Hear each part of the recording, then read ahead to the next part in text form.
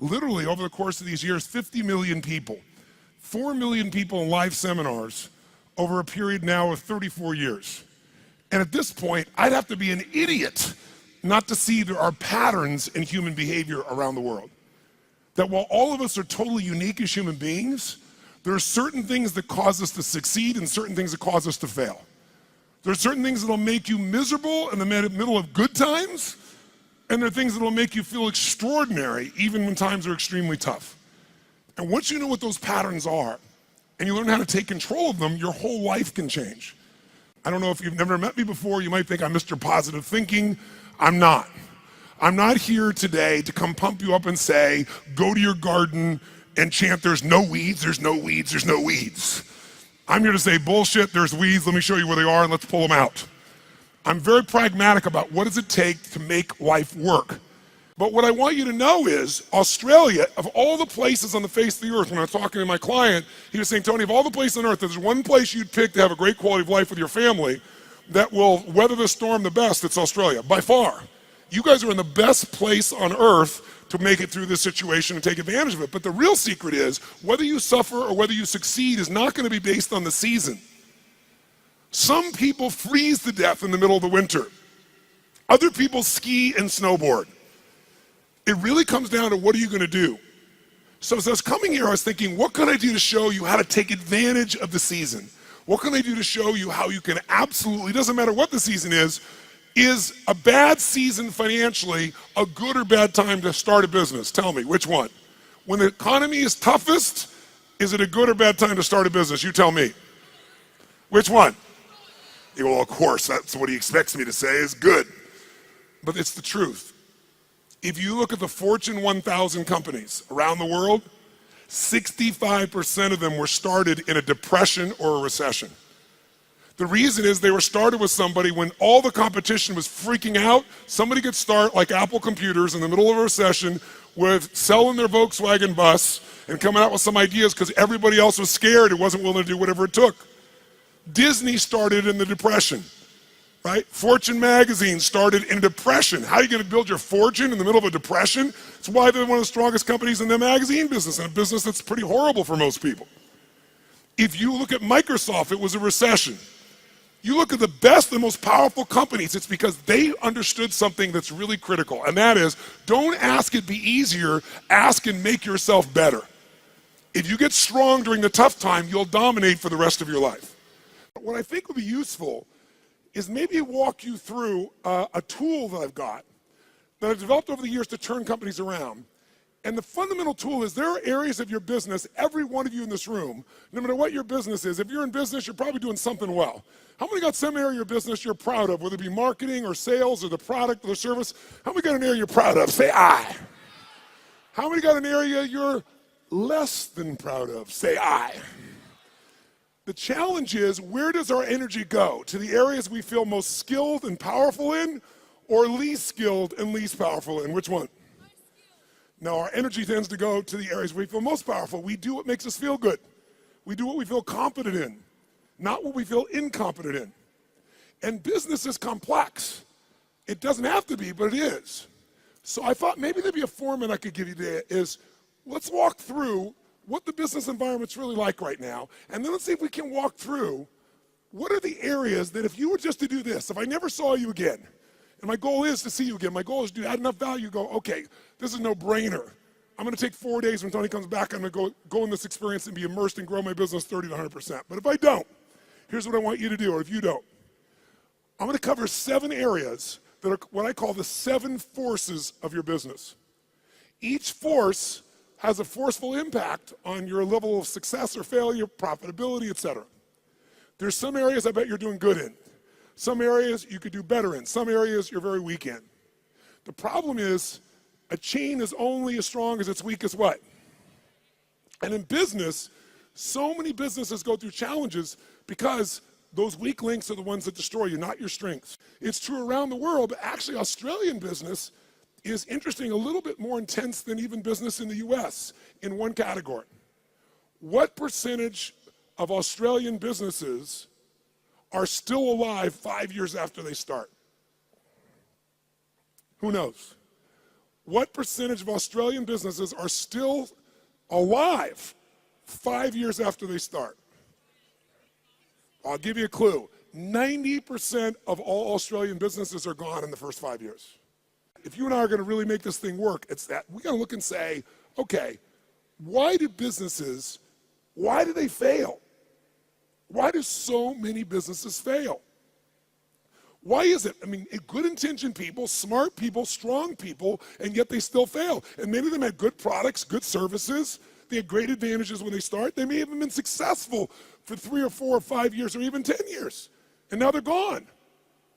I will tell you what I've seen in my life, and I've had the privilege now of working around the world with 50 million people through my books and tapes and audio and video programs, but I've worked with 4 million people, 4 million from 100 different countries over the last 34 years. I can clearly tell you there's patterns you don't miss when you've been with that many people and that many businesses. And the one pattern I can tell you above anything else is most businesses fail because they fail to anticipate what's coming. Write that down. Write down, anticipation is the ultimate power. If you fail to anticipate, no matter how smart you are, you're going to end up reacting and your business will pay the price. And the price in the sport we're in is death of the business, just like a gladiator.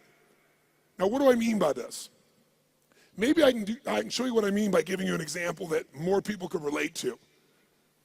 I want you to sit up in your chair with some energy. So I know you're in it. Sit up in your chair with some energy. Make sure the person next to you's got some energy. And I want you to yell out, I, if this describes an experience you really have. And I want you to be honest. If it doesn't describe an experience you have, don't say anything. But if it describes an experience you have, I want you to raise your hand and go, I, all right? So here's my question. How many of you in this room have ever experienced the total and complete humiliation that comes when you play a video game against a child? How many have had this experience? Say I! How many have this happen more than once? Say I! Who always wins when you play a video game against a child? Who? The child. Why? Is it because they're smarter, quicker, faster? In fact, don't even tell me why. Think about how the process occurs. First of all, you don't play many video games, so you're smart. You don't offer to be a part of this game. It usually occurs because one of your children, or you maybe you're an aunt or an uncle to someone, or a friend, and they say to you at Christmas time, Auntie, Unc, somebody, Mom, Dad, play this game with me. And you say, no, I don't play those games. You go enjoy it. I'm no good at it. And they go, no, it's really easy. Let me show you. And they hand you this little gun. They go, just choon, choon, choon, choon, choon, bam, bam, bam. You just shoot guys just like that. It's so easy. And they go, come on, do this with me. And finally, you acquiesce. And then what happens? You should know you're being set up when they say, you go first. And what happens? You pick up that gun, and these aliens come at you, toom, toom, toom, and you're dead usually in about 3.8 seconds. Now the child takes the gun. What happens?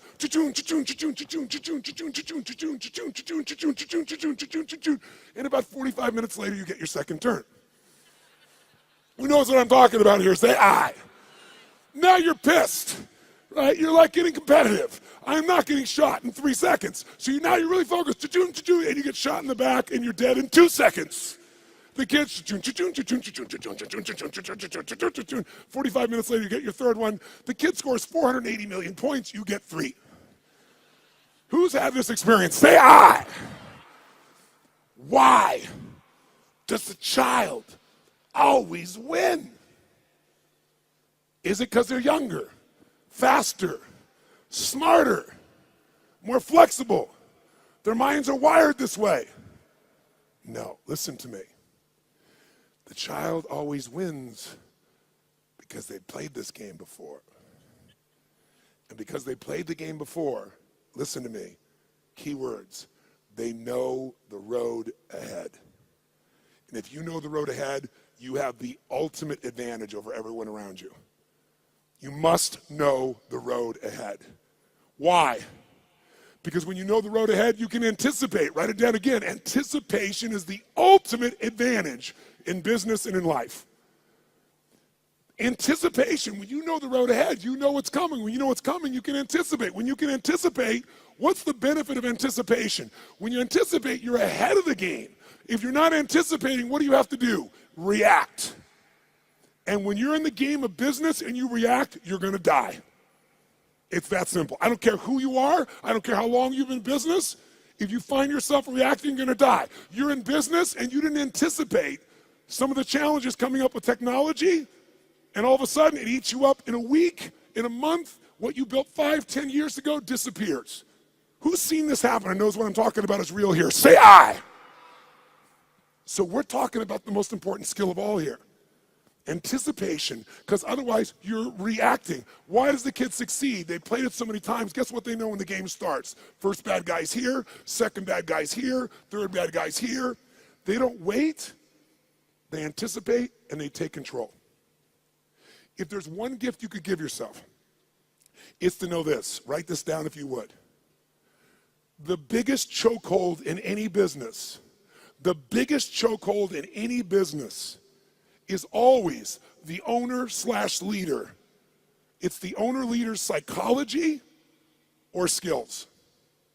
The biggest chokehold in any business is the owner-leader's psychology or skills. Your mindset, what eats you up is you don't know what's coming. You don't have the skill to handle what's coming because you don't know it. Or you're so beat up psychologically, emotionally, by what you've been through, you can't find the answer. So as a result, you end up with a story that limits you. You end up in a state that limits you. What's stopping the business, another way of saying this is, the story, the state, and the strategy of the owner or the leader. If you change that owner or leader's state, story, and strategy, you change everything. If you don't, they're not going to succeed. So Bill Gates is a gutsy bastard. Bill Gates has a lot, the guy took big risks. He was at Harvard, had a great education set up, wasn't doing so good, but he read a magazine article about the first personal computer called the Altair. And as he read it, he said, you know what? I think this is the future. He anticipated the changes that would come in the future.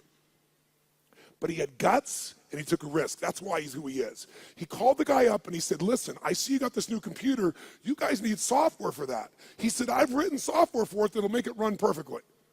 Was that true? Yes or no? It's total bullshit. He made it up. He was just being gutsy and saying, if I tell the guy I've got software and he says, come see me, I'm going to figure out how to do it.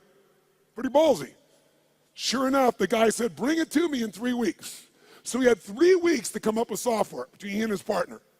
And he worked around the clock. And literally, when he went to Altair in New Mexico to show this software, he didn't have a computer to test it on. He didn't know if it was going to work for sure. Thank God for his future, it worked. It was a gutsy, risky thing. He invested all his time and energy. He blew off his school. He did everything. And thank God for him, it worked. But that didn't make him wealthy. You know what made him wealthy? Something called MS-DOS. MS-DOS was software that he did not write. He bought MS-DOS that made him $3.5 billion for $50,000. Bill Gates bought it for $50,000 from somebody else. He saw IBM and he was studying his competition. And he said, they think they're in the computer business, and I think the computer business is going to become a commodity at some point in the future. I want to control the intelligence that controls those computers. So what I'm going to do is I'll offer the software and I'll just go buy it from this kid over here. Now, $50,000 is a huge sum of money. Most business people don't have guts, they don't take risks, and they don't invest. He said, I got to do this. Rolled the dice, got it locked up, went to IBM and convinced them. Now, IBM wanted it. What did IBM want to do? They wanted to buy it from him. He said, no, I'll rent it to you. They said, no, no, no. He said, look, you're not in the software business anyway. You're in the computer business. You don't want software. Software changes. You don't know that area. Let me do this for you. The biggest strategic, remember I said your life is controlled by your what? Decisions. That decision made him wealthy. That decision for IBM made them a has-been in a short number of years. You have to anticipate the shifts. Am I making sense with you here, yes or no? So, what's the solution? The solution, listen to me, is constant and never-ending improvement on the areas that control the success or failure of your business. Constant, never-ending improvement. It doesn't have to be huge, but it has to be constant. Incremental improvements in the areas that matter on a regular basis, and you will dominate as long as you also anticipate. So let me give you 7 real fast because I'm on tight on time. Let me give you the first of the 7. Let me show you how it works. I'm going to start with the end in mind. If you're going to be successful in business, the end outcome, what makes somebody successful in business is not that they make a sale. If all you do is make a sale, you made a little money. To have a business, it has to be sustained. To be sustained, you have to build clients, or at a minimum, what I would call raving fan clients, raving fan customers. Now, why is the target of all business a raving fan customer? Well, first of all, what makes a human being wealthy in financial terms? What will make you wealthy is only one way to get wealthy and stay wealthy. Add more value to other people's lives than anyone else can possibly do. If you add more value than anybody else, you will have people be a raving fan of your product, service, or company. And raving fans are the best marketing in the world because today, nobody pays attention to advertising unless it's shocking.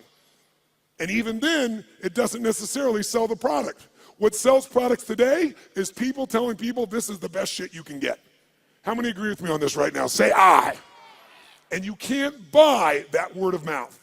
You can only deliver it by delivering such an incredibly valuable experience or product or service that people tell everybody about it. The first key to getting to that target, if we're gonna grab hold of our energy and we're gonna race towards this target, is you have to do step number 1. Step 1 in a business is you got to know where you really are.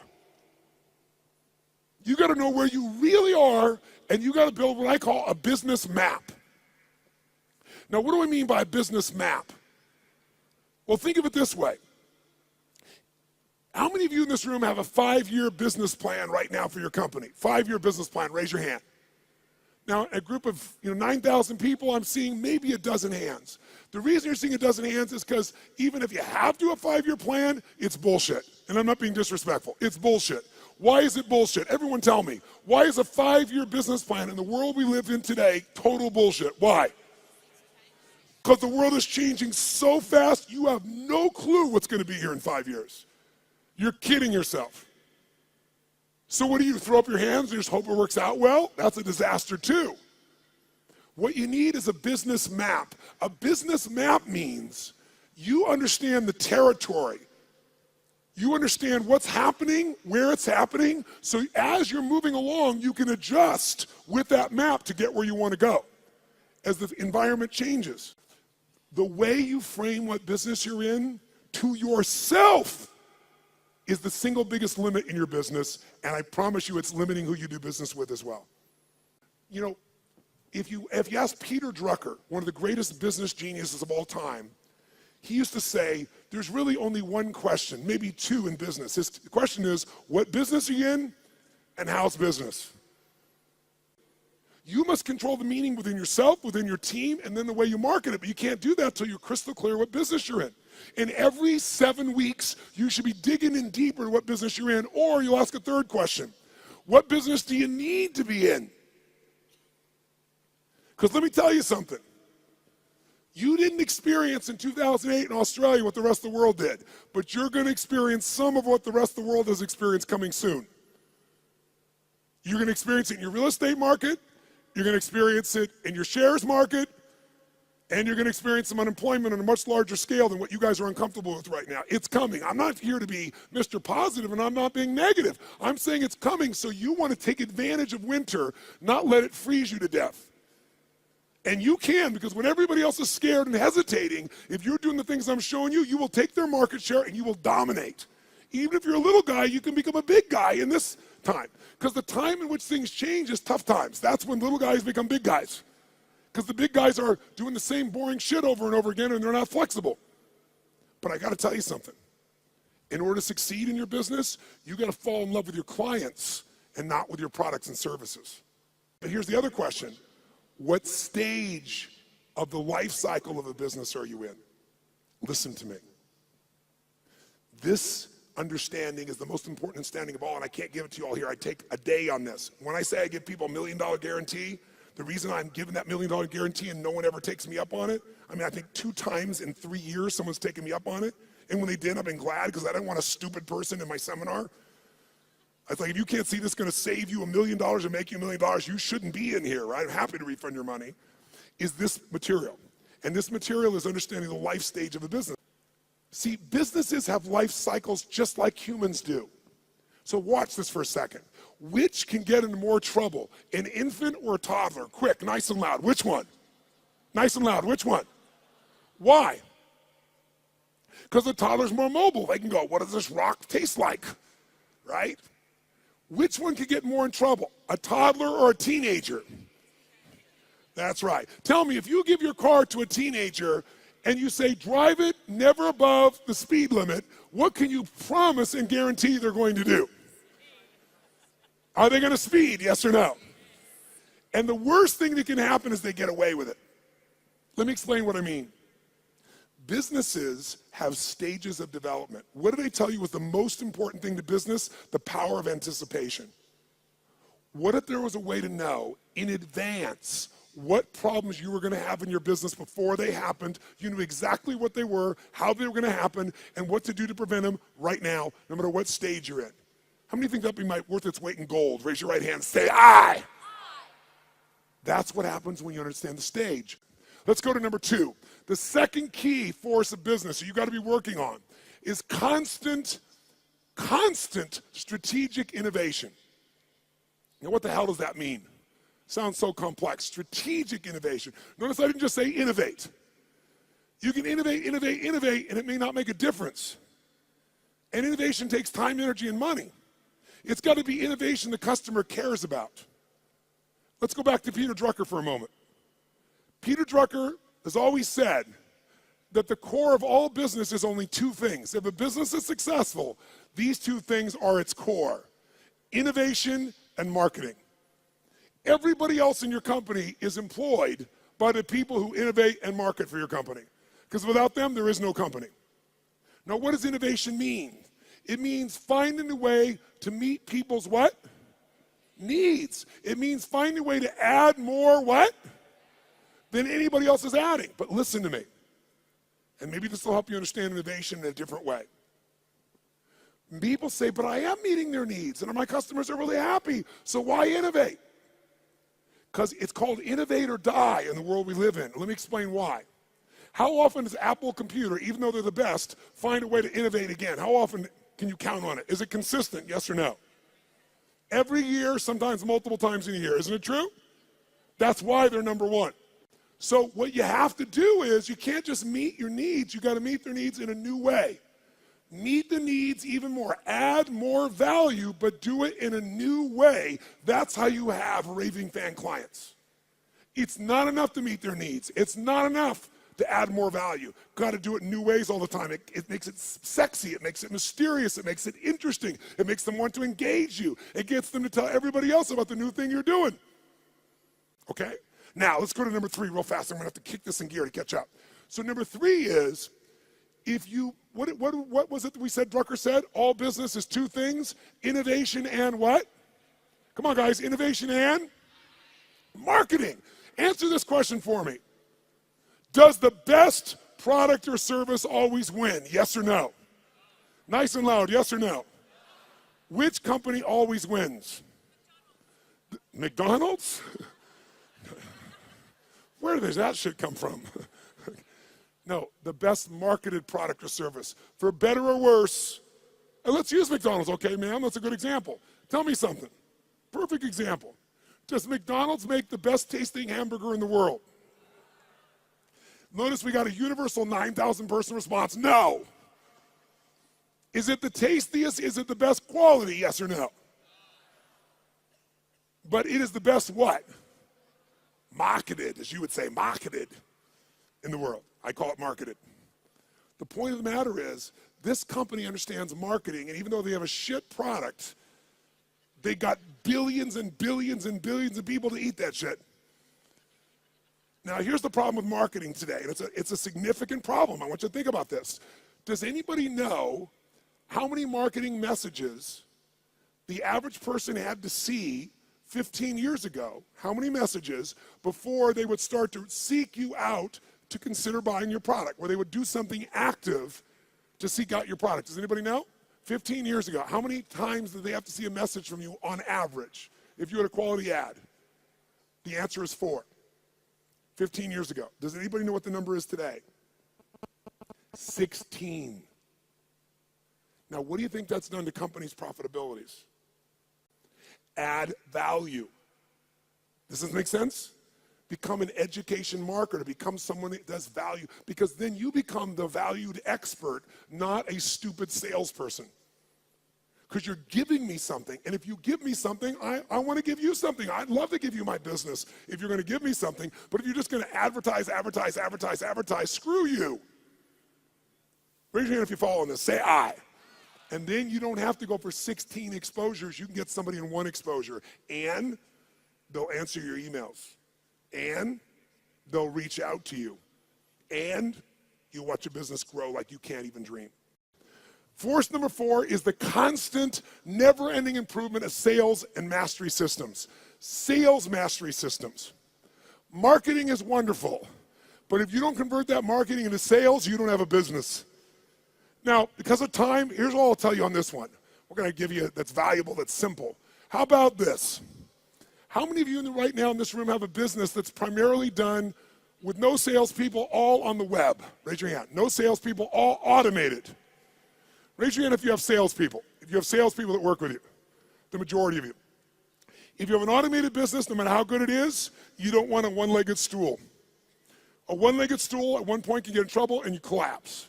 You want at least 3 legs, and one of those legs, as a minimum, has got to be a sales team.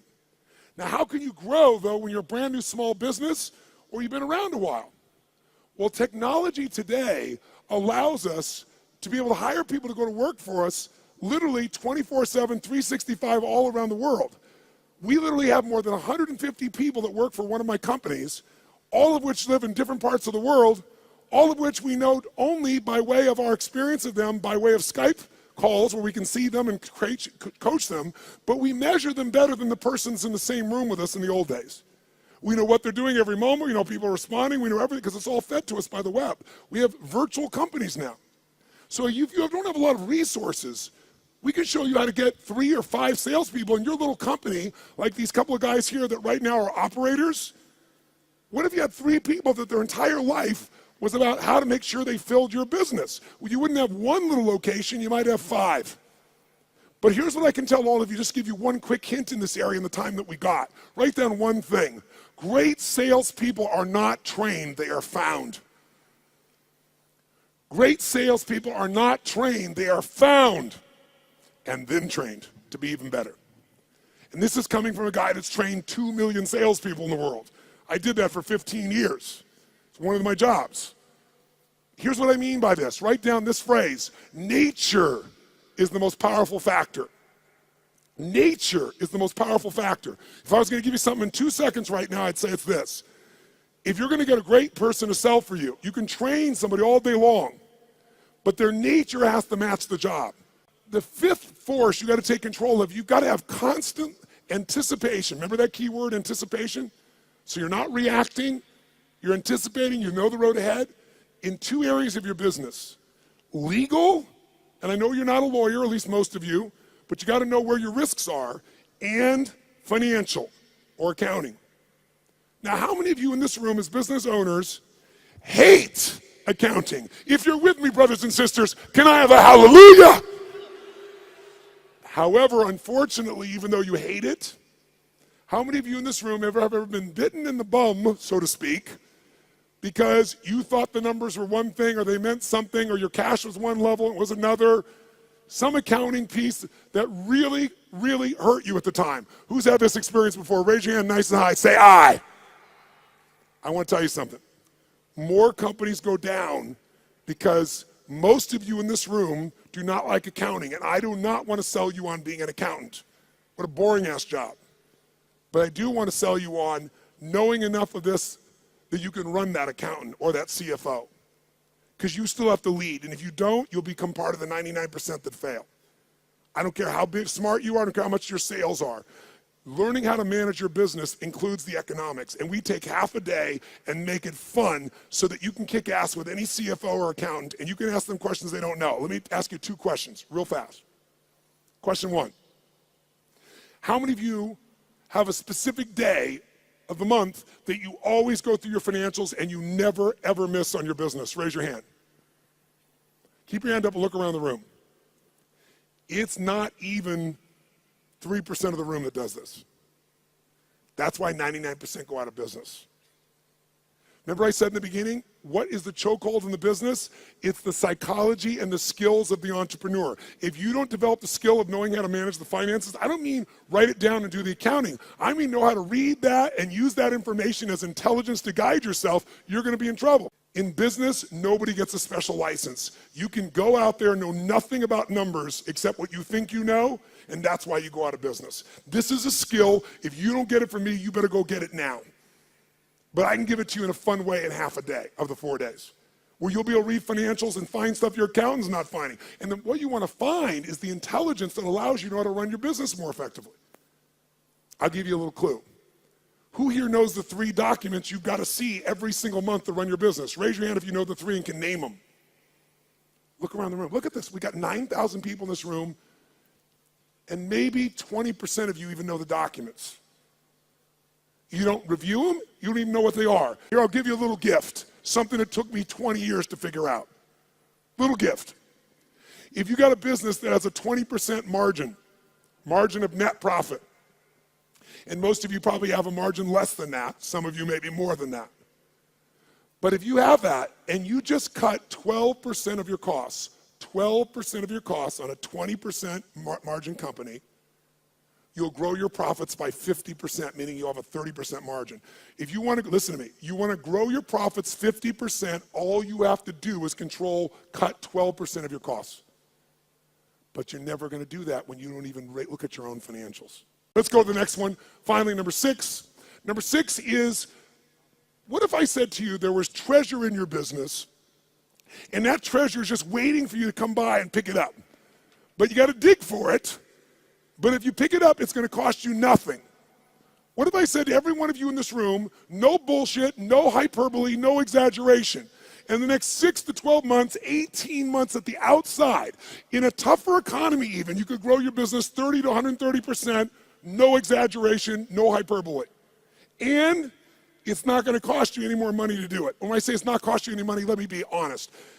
You might find by spending $5,000, you could make $150,000. Or by spending 10, you could make $500,000. So to me, that's not spending money. How many follow what I'm talking about here? Say aye. That is this skill. This is my strongest skill. This is why companies call me in to do turnarounds. This is why my companies are where they are through all the economies and all the countries I've been in, all the industries. You have to learn the skill of optimization and maximization. That's this point. You have to learn to optimize and maximize your business on an ongoing basis. Now, what does that mean? It means figuring out how to do what you're already doing, where you get a geometric result from a bunch of small changes. Small changes that accumulate.